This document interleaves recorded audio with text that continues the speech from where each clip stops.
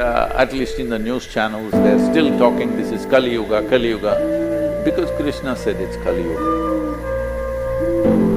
When? 5,124 years ago. So since then, the cumulative aspect of Kali, which lasts for 2,592 years, is over, and Dwapara is also 2,592 years. That will get over sometime in 2082. That means another 58 years, is it? So 60 years you'll see Treta Yuga. This doesn't mean on one day it'll become Treta. See, when we say winter, it doesn't mean one fine day it's winter. It happens. Summer, it's not like one day suddenly it became summer, it slowly happens. So what you're calling as yugas is a kind of a larger season. Large in winter, trees are one way, animals are another way, in spring they're another way, in summer they're another way. Similarly, life on this planet will be different ways in these different yugas because this is a super seasonal system. So Kali is a time when we are furthest end of that. See, among the 5 bodies or the 5 layers of bodies that we carry, particularly with reference to human beings, the physical body or Annamaya Kosha, mental body or Manomaya Kosha, energy body or Pranamaya Kosha, and Vijnanamaya Kosha or the etheric body. So these seasons in some way determine this. One can see in the 4 seasons that we see, in this country, in this at 11 degrees latitude, you may not notice it so much, but it is there. Across the country, everybody recognize that month as a so spirited month, and so people are doing things to enhance themselves. But if you go to temperate countries, significantly different between winter situations and spring situations, phenomenal difference. You can't believe you're in the same world. If you go in the winter, like everything looks like it's the end of the world. Spring comes, boom, everything is back. Super cycle also the same thing happens. But in terms of human beings, whether your physical body is dominant or mental body is dominant, energetic body is dominant or etheric body is dominant, depends on where these regular yearly cycles are also like that to some extent. But the super cycle decides a lot more. In which yuga you are determines how much etheric body. This does not mean it's a determining factor, absolutely. It is not an absolute, it is an influence. You can be in any yuga and be fantastic. You can be in any yuga and be a mess. This experience of all this is not a question of you being good or bad or you being somebody becomes a sinner and somebody becomes a saint. How does this happen? You set some values. If somebody cannot live up to that, they are sinners. If somebody can live up to that, they are saints. But these values keep changing from geography to geography, age to age, time to time, they're changing.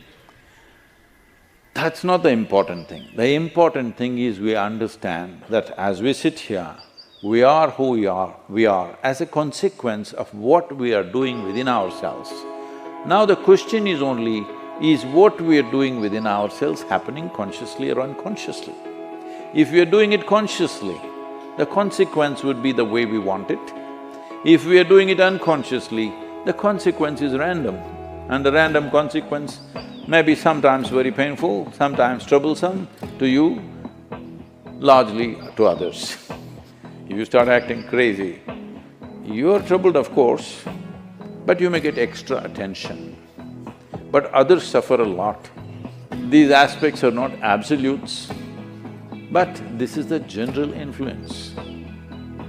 Well, during the Kali Yuga, which ended 2000 plus years ago, these were called the dark ages.